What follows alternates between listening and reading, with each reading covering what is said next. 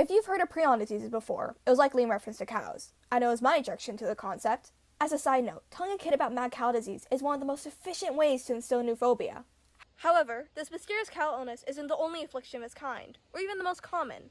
Other examples of prion disease include Creutzfeldt-Jakob, scrapie, and chronic wasting disease, all of which are rare, neurodegenerative, fatal illnesses that occur in mammals, all of which have the same culprit: protein misfolding. Proteins do pretty much everything an organism needs to survive. They're made up of different sequences of amino acids encoded for in DNA. However, just these sequences of amino acids themselves don't actually mean much. It's the way that they're folded that's important. 3D shape equals function.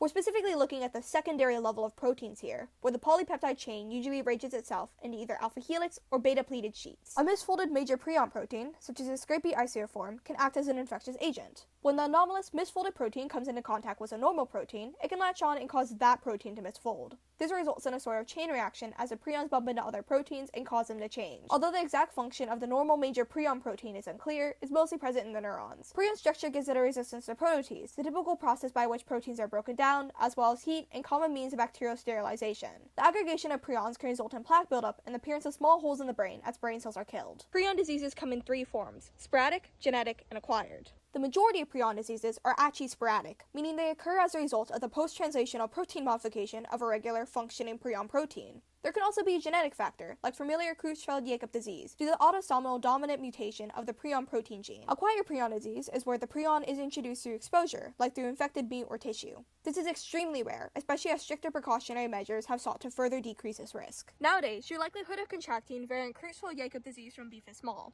However, further research into prions is still incredibly important to better understand its spread and its impacts, its function, and what we can do about it.